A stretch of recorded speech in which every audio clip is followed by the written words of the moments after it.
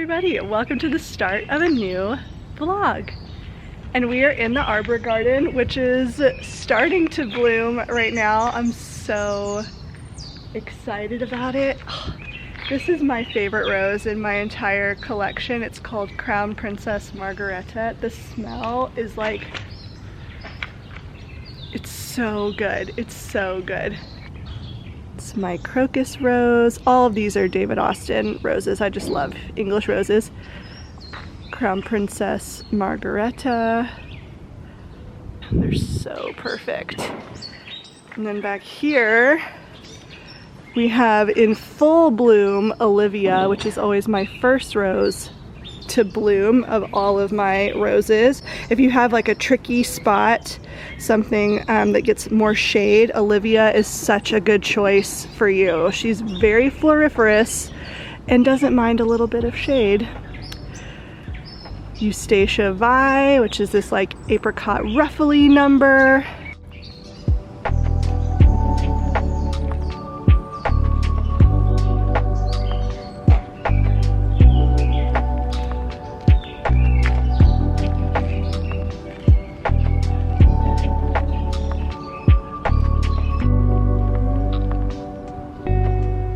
So yeah, we're on our way actually to go get dinner. Andrew, Curly, and I. Let's go, we can go now. On our way to go get dinner, but I wanted to stop by the arbor garden first because it was starting to bloom yesterday. With roses, things can change on even an hourly basis. So had to come and take a look. Every day now I'll be out here scoping out the new rose situation. So anyway, now that we're finished looking at the roses, we're gonna head over to go get dinner. We're gonna either stay or take it to go depending on how busy it is.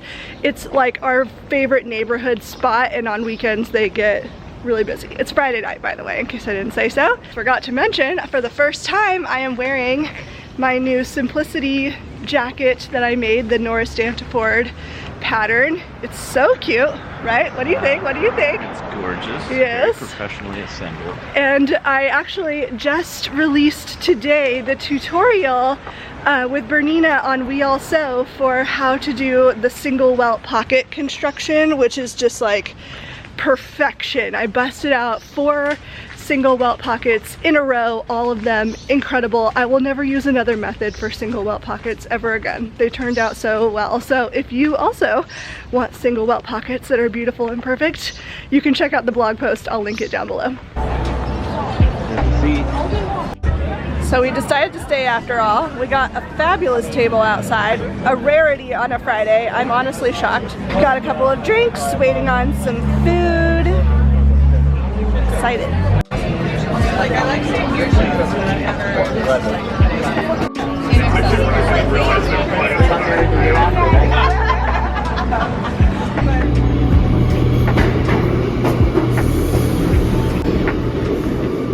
Hello everybody.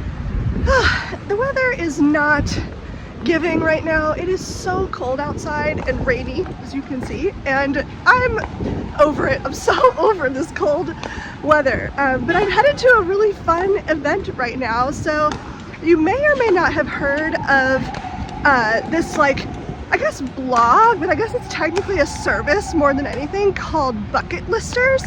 I follow the New York bucket listers in particular. Like, I follow a lot of these kinds of things on Instagram, like New York bucket listers, Secret NYC.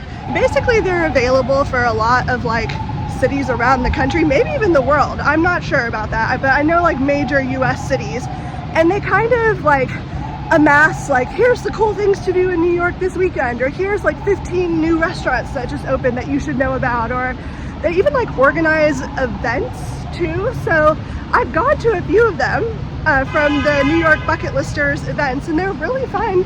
And they invited me to this event that they're doing, I think for like an influencers list that I'm on. But they invited me to this like event at a Starbucks Reserve that's like a cocktails and light bites, and there's like a flower arranging thing. I don't know, it sounded really fun. So I decided to go, and I'm bringing my new friend Marissa with me, so I'm walking there now to meet her. But if you haven't checked out like bucket listers, if you live in like a more major city, definitely give them a go. So yeah, I'm walking there now. It sounds fun. I have no clue what to expect really. I've never really been to an influencer event before, so we'll find out together what it entails. I'm dressed very inappropriately considering the weather. I'm in a short, hot pink linen dress, and like I said, it's raining, but I put on this trench coat over it, so hopefully it won't be too cold.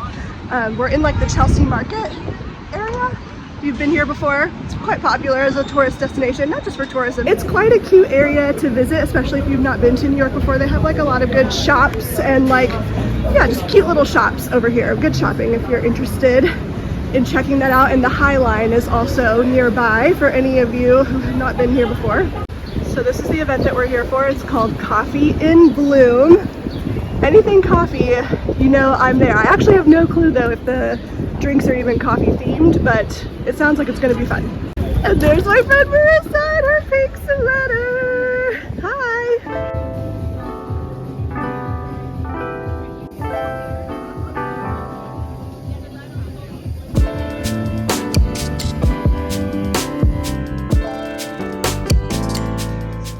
So we just got here. I don't know how much I'm actually going to be able to film because they have music very loud in here, which is going to give me like a copyright strike.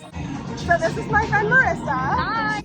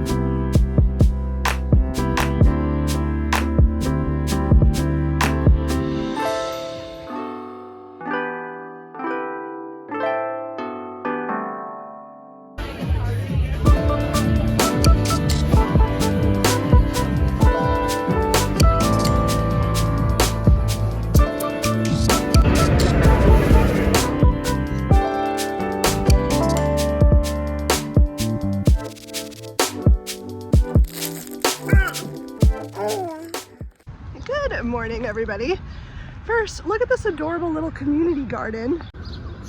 So cool. They have the most amazing willow tree right there. It's such a great community garden. Anyway, I had such a great time last night at that Bucket Listers event. I'm not sure what all you guys would have been able to hear because they were playing really loud music, so I don't know if you'll be able to hear me or if I like couldn't play it because of copyright issues. But yeah, it was really fun. They had such a cute little like flower arranging station, themed cocktails. The whole event was themed around this idea of coffee in bloom. So they had like, yeah, espresso martinis and other non-coffee drinks too and stuff, and mocktails, and yeah, it was really fun. And I had a great time hanging out with my new friend Marissa. So yeah, we had a good time, came home. That was really kind of the end of the night, really. Right now I am walking home from an eye doctor appointment. I'm almost finished with my maternity leave, and so I have been doing a lot of just like maintenance things. Oh, look at these peonies. Peony season is among us, my friends. But anyway, I'm doing all of these like maintenance things, like doctor's appointment, dentist appointment, eye doctor appointment, like the whole thing, anything that I can do. I'm trying to just like get it out of the way now so that I don't have to do it later when I'm back at work. So that's what I've been doing. I just went to the eye doctor.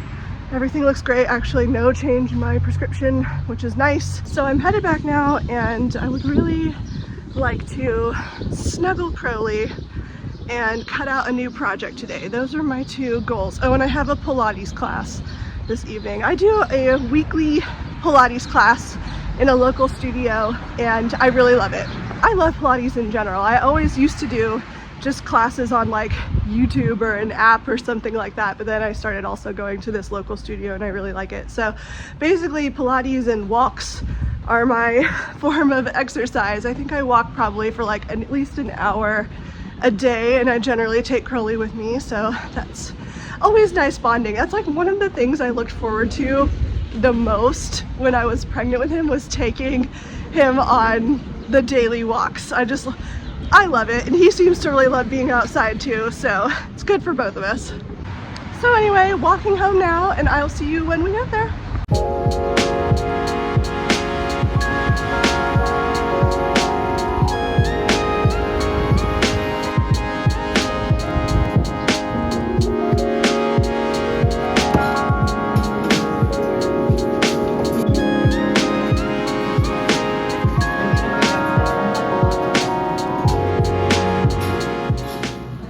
Okay, I'm really excited because I just stopped at this coffee shop that both Andrew and I have been meaning to try for ages because it looks really cute and there's always a line outside, and it's actually a quite large coffee shop, like a mom and pop size, and it always looks really cute, but it's not like super close to where we live, so it's not the most convenient one to get to, so we've never been before, but we're always curious because Andrew and I love coffee, especially cold brew for me all year round. And so I just went in to try, and it's a great little space too. The coffee tastes delicious. I got myself a pastry, I got a cinnamon roll. I'm also currently on the hunt for good potential places to work once I go back to work. So if you guys don't know, I work remotely. I do have the option of going into the office, but now that most of my team doesn't live in New York City anymore, there's really no point in me being like the only person that sits in the New York City office on my team. So I'm not required to go in, but I can if I want to. So most of the time I just work from home because that gives me, you know, an hour each way in commute every day, and I use that to like go on my walks or, you know, whatever. So now that I'm going back to work though, it's going to be quite distracting, I think, to have Crowley so nearby when I'm just gonna want to go like play with him. So I think I'm gonna need to like scope out some other locations in the area where I can go to work instead. So we'll see how it goes. It's gonna be an adjustment, but yeah, so I think that place has a lot of potential.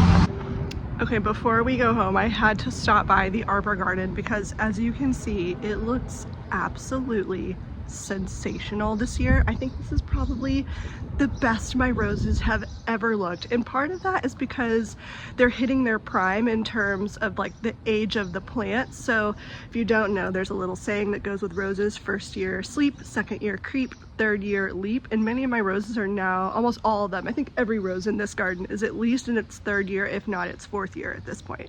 So they're just doing amazingly. They look incredible. Like this pink one right here, one plant. It's like probably 6 feet from the edge over there to the edge over here of it. It's huge, thriving, full of blooms. And this is a rose called Sweet Juliet, which is, I think, just really starting to hit its prime. We've had 3 days of straight rain, and I haven't looked at the forecast, but I don't know if there's more, which is kind of a bummer.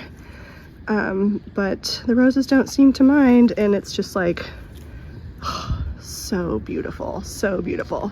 And then another one over here, this one's called Jude the Obscure. It has this really unique chalice shaped sphere like bloom on it. They're gorgeous. I love the color. The blooms themselves are enormous. This one has not really gotten fully going yet. It's got a few blooms, but not fully yet. It's stunning. Look at that.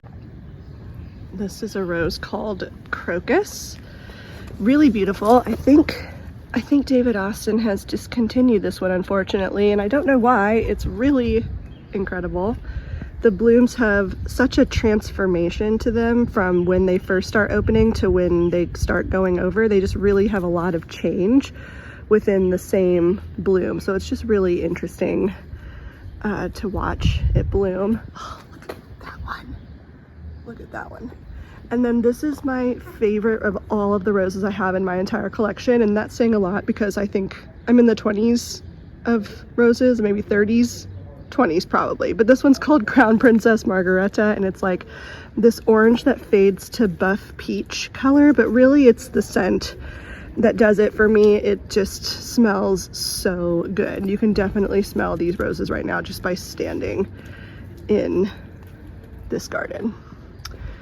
And then back over in like the one back over there is a rose called Eustacia Vi. This one, this climbing rose on the other side of the arbor, is called Woolerton Old Hall. Again, like a chalice shaped bloom, like Jude the Obscure, but not as many petals. So it's more like a blousy rose. I love the color. I die.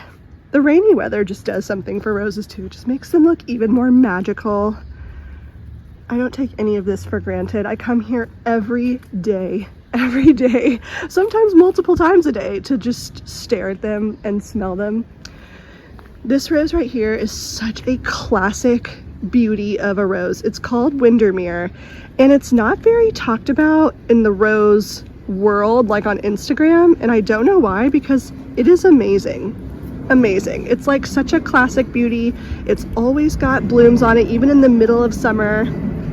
So pretty. And then back over there, the pink one is a rose called Olivia. Also love it, and always the first rose to bloom every year. She's the first one. And then there's another climbing rose on the back, but I can't currently get to it because the neighbor's weeds are growing, but that one is one called Claire Austin, and it's a climbing rose. And I have an iris right there. That purple one is called Dusky Challenger.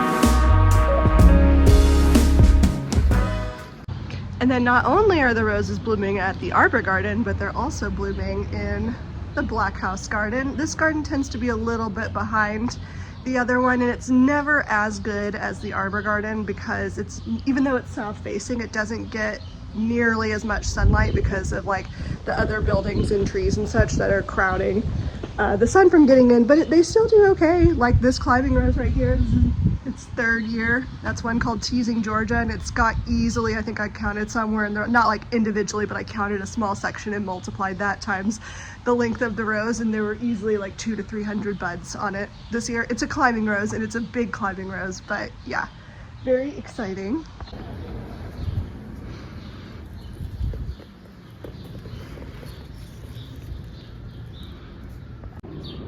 This is a rose called Munstead Wood, and some of you may remember I planted it a couple years ago in honor of Mika. It's the only rose that I have that is this like dark, rich color like this, and honestly this video is not doing it justice in the slightest. It's really more purpley than red like it's showing on my camera right now, but it is beautiful and extremely thorny, which is why I got it, because it was dark in color like her fur and thorny just like those claws of hers. So yes.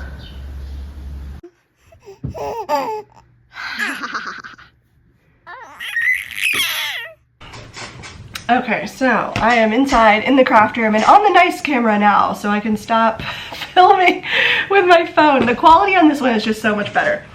So I'm back in the craft room, and I think my next thing that I want to work on, I haven't really been sewing a ton in the past week, mostly because, like I said, I've just been making appointment after appointment after appointment for like health related things, just to like get all of my stuff checked out.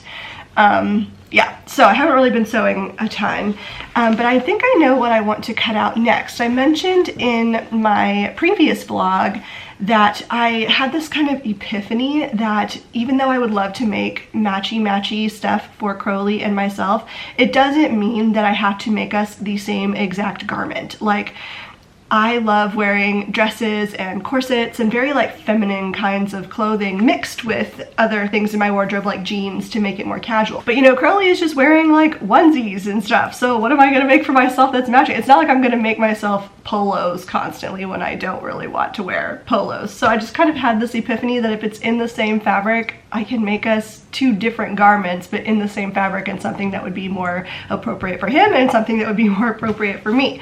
So I really want to make, as I showed in the last vlog, another corset. I've made this one before in a really gorgeous floral linen, and I love it and I wear it a lot, but I really want to try out making this corset right here.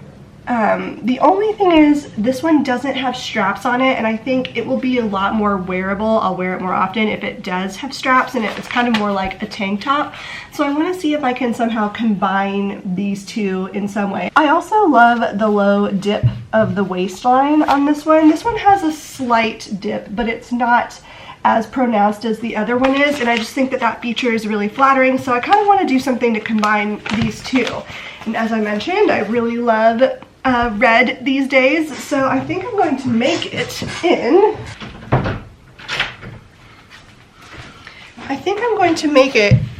this fabric right here, which I've already used to make a dress out of a while ago. I'll put in a picture that I really love, and I wore that one a lot. I actually made that dress 2 times. I made it once in black and once in this like very tomato-y red, and I wear the red one way more than I wear the black one. So yeah, so I'd love to make this kind of corsety top out of this fabric for me, and then for him I have this cute little overalls pattern right here, and so I think I want to make another overalls for him, because I made like a romper for him that from a pattern that Marilisa Lugo, you might know her YouTube channel, I'll link it down below for you. She's another crafty goddess online, and she finds like the most adorable vintage kids patterns and sends me pics and asks them if I want them, and I feel like guilty accepting because, like, I don't know, it just seems like something really nice to do, but she just, yeah, she's very kind, and she sends me some vintage kids patterns every now and then, and they're adorable and I love to make them. So this one's not a vintage kids pattern, but anyway, what I was saying was I finished that checkered romper that I was working on. Did I show that to you guys? I don't think I did. One second. Okay, this was literally rumpled in the bottom of his laundry basket, so you're gonna have to excuse the appearance and just trust me that it is really adorable. But I finished this romper for him. It wasn't actually, the pattern was not designed to have a snap crotch on it, but just for ease I added it myself. I kind of had to do some finagling to make that work. But anyway, Marilisa sent me this adorable vintage kids pattern for this romper, and I cut it out of this fabric that I made myself some Persephone pants in. So now I have Persephone pants, an Anna Allen pattern, and he has this really cute kids romper. And again, excuse the fact that it's so rumpled, but look at my pattern matching right in the middle right there. I love how it's kind of in between a checker, so it looks kind of like an intentional detail. But yeah, my pattern matching across the center front. I have these like black buttons on the top of it. I put my label in it.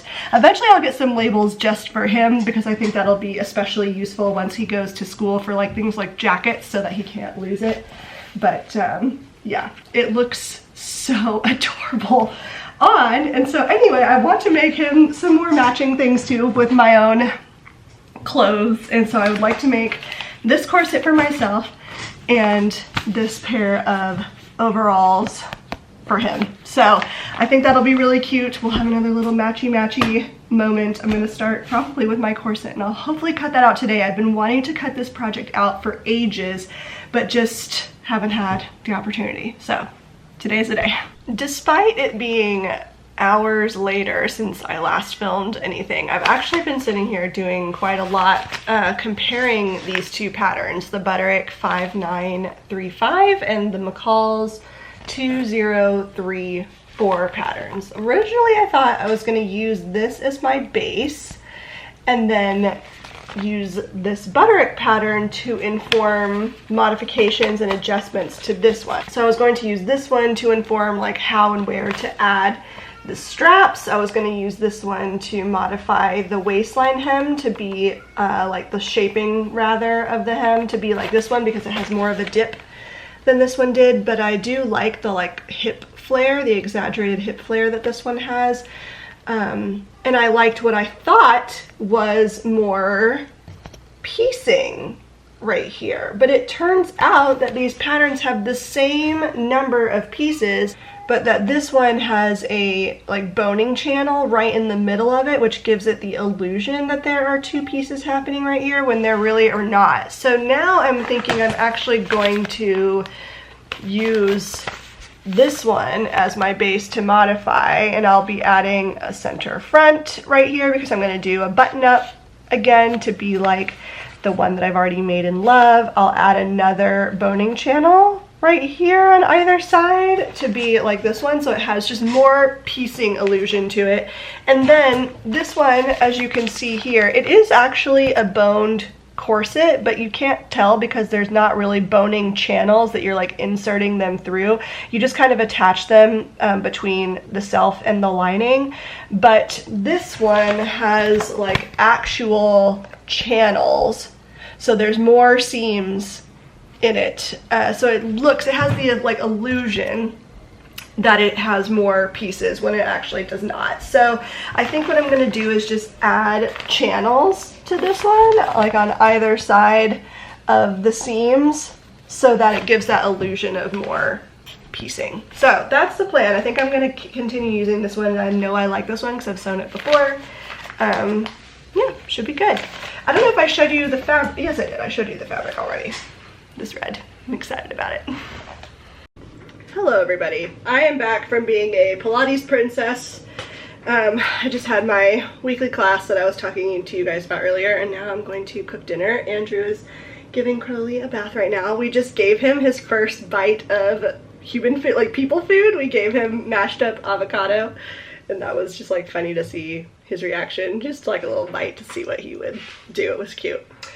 So tonight I'm cooking balsamic peppers, balsamic roasted peppers. They're like these little sweet peppers, but they have like balsamic vinegar and olive oil and some salt and pepper on them, and I roast those to make them soft.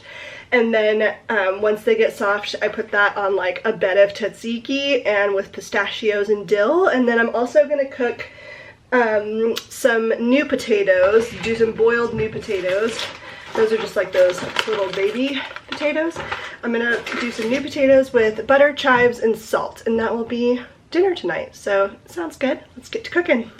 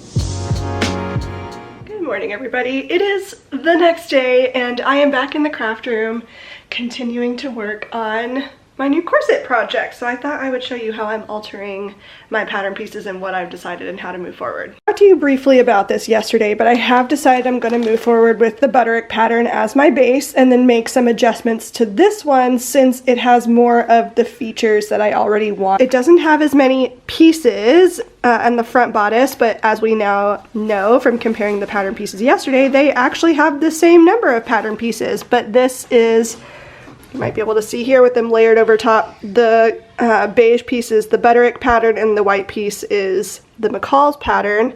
There is a faux channel, well it's not faux, it is a channel, but it's rather than sewn in the seams of the corset like the rest of the corset is, there's like a channel that's added to this piece here. I'm now ready to start cutting out my pieces. This is the lining I'm going to use. It's a cotton shirting remnant that I've had in my stash for ages. I made a top out of this in my very early sewing days, and I love this fabric. I just love a grid print in general. So I love this, and it's the perfect amount to cut my lining pieces with. I prefer cottons over like silky fabrics for anything next to skin. I like silky linings for coats and jackets because then it makes it easier to like get it on over your clothing.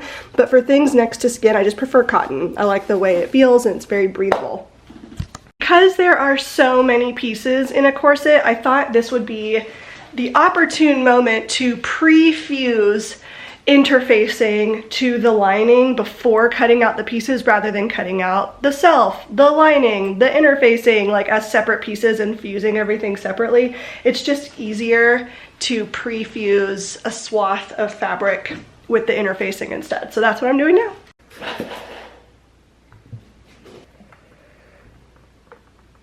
Roll on jacket. Genuinely don't know what I was thinking, and it's only this same jacket was the party, and if I liked it.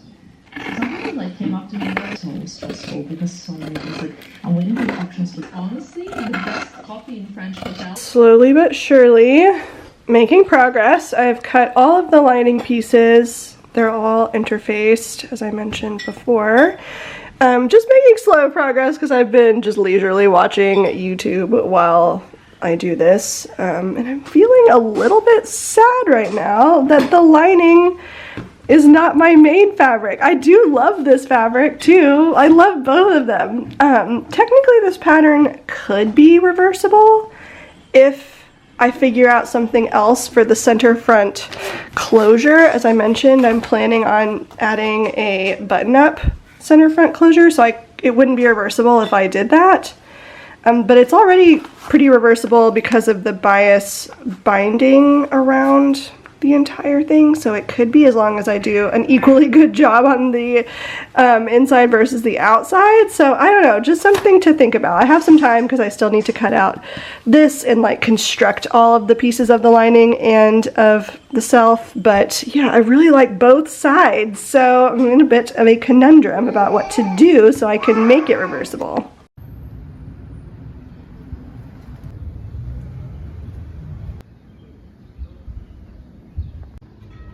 Hi.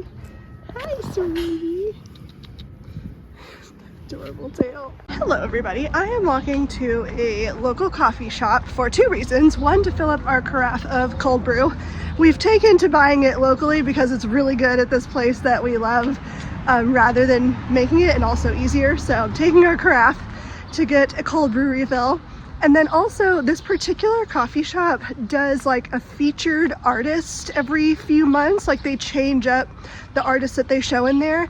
And recently they've had a painter featured that has some really cool paintings, and Andrew saw one that he really liked and wanted to buy it, and so he contacted the seller via their Instagram, because that's what they do, like they leave their social media. So if you're interested in buying a piece, you can. And so Andrew saw one he really liked, and he's like, hey, you should go check it out, see if you like it too. So I did, and I also liked it. So we're gonna buy a painting from a local artist, which is kind of fun. So I am meeting her now at the coffee shop to buy the painting and also to get more cold brew. Before I go inside, I don't want to bore you with yet another tour of the garden, but it is rather amazing right now. So I went ahead and cut this bouquet of roses in just roses from the Blackhouse garden. So there's Wild Eve, Teasing Georgia, a Bathsheba, Evelyn, and I think an Abraham Darby in here. But yeah, I love the colors.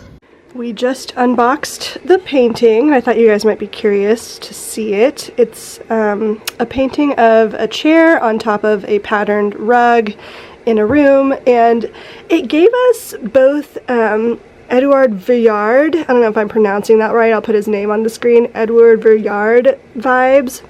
Something about both the colors and the patterning of the rug just kind of gave us that overall vibe, and we just really liked it. And just the interesting use of colors in the chair, like atypical non-chair colors like the blue and the lilac and the green like in the chair, but it still reads like a chair, and then liked the rug. I don't know, we really liked it. And so if you want to check out her art, her Instagram handle is Satchel Rust if you want to check out her work. So yeah, we're really excited about the purchase.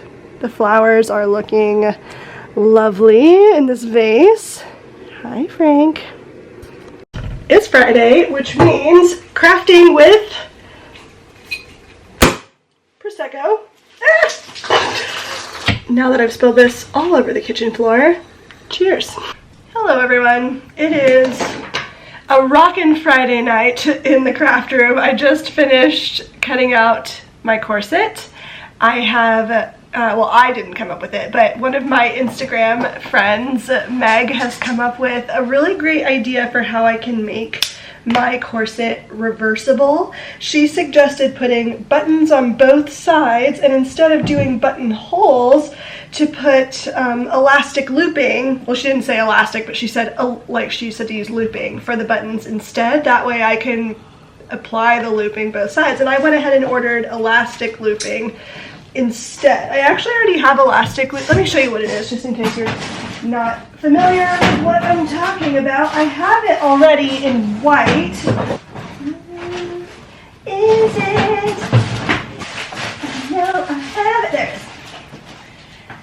This is what I'm referring to right here. I've used this on a project in the past, but I made it in white, and I got this from Wawa. I made the project in white, and so I bought white elastic looping because that would match. But because my project is red, I wanted red elastic looping, and unfortunately Wawa did not have that, so I just looked on Etsy and found an Etsy seller that had red elastic looping and bought it from them. So that was a great idea, and I love all the like many buttons. As Andrew says, I'm a glutton for buttons. I love that phrase because it's so true. I love garments that have like many buttons up center front. It's just like an aesthetic I really like.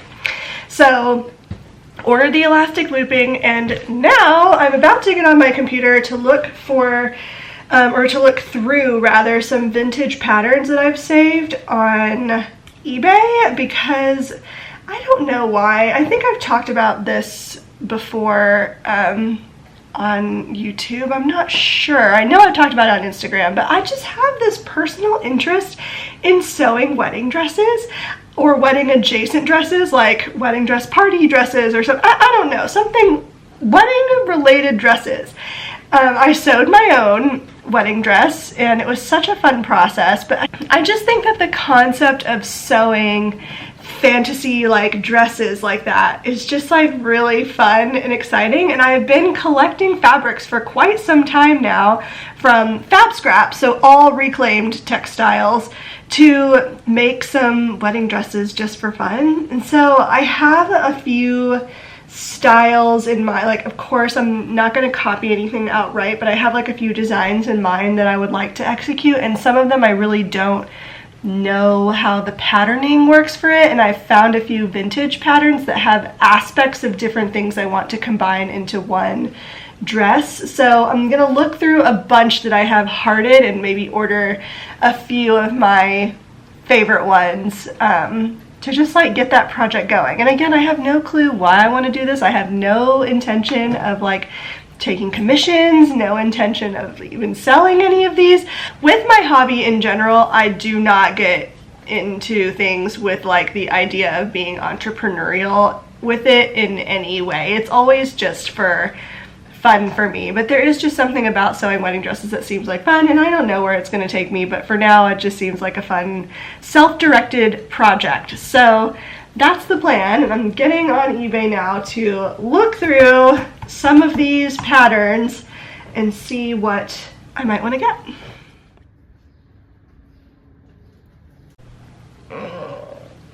No.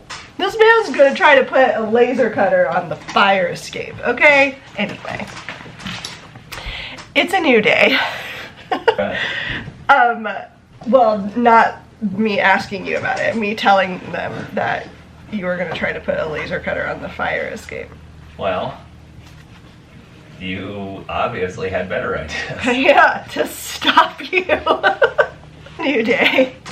Last time I talked to you, I was ordering some vintage patterns to start like a wedding dresses project, and I did find a few that I really liked, so I'm excited about those. I'll show you those whenever they come in. I do have a couple of other packages that have come in. A couple videos ago, I was going to my favorite like Groupon spa massage place where I also get like facials every once in a while. I'm not like big or super regular routine about going to do that kind of stuff, but I'd say I go like maybe 4 times a year to get a facial or something like that. So not super regular, but the facialist that I see it's always the same woman, and she was like, your eyes look really tired, and I was like, cool, thanks. Yeah, I just had a baby, so I don't know what you expect, but rude. She said I needed to be doing more facials at home on a regular basis, at least once a week. So and to be honest, my skincare routine is not the best. I have been trying to up my game to at least just be washing my face on a daily basis. That's how bad I can be about like skincare. So I am now. I have been for a while, but like it's taken me a while to get to this point to like wash my face on a daily basis. But also like I don't really do facials at home or masks like that often. It's just like a once in a while sort of thing, once in a blue moon. It's not something I do regularly. But she's just like, yeah, your skin barrier needs some repair, and she was like asking me what my home routine is, and she said that it's really good that it's so minimal, because she's like, if you use too many products, that actually is not good for you. So I don't do a lot. I have a face wash that I use, and I showed you in a previous video that cleansing oil that I wanted to try. Update on that, I'm not really loving the cleansing oil. I think I'm just gonna stick to my like cheap CeraVe not hyaluronic, it's like a moisturizing one. I'll put a picture on the screen of it. I really like that one, and it's inexpensive too, but I don't really love the cleansing oil. It doesn't lather like I want a face wash to lather, so I don't love that. I'll still keep it and use it and like rotate it in every once in a while, but it's definitely not something I would continue to use. But anyway, so a face wash, a non-alcohol toner, which is really important because I have dry skin, so it's a non-alcohol toner.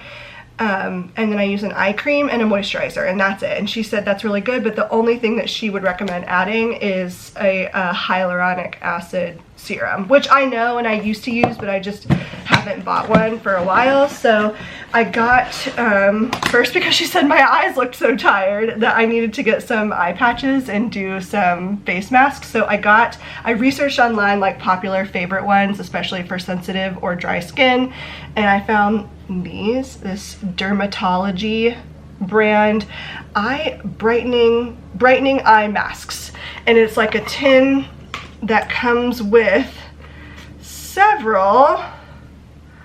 There's some right there, and yeah, you can just put them on, you know, once a couple times a week to hydrate your eyes.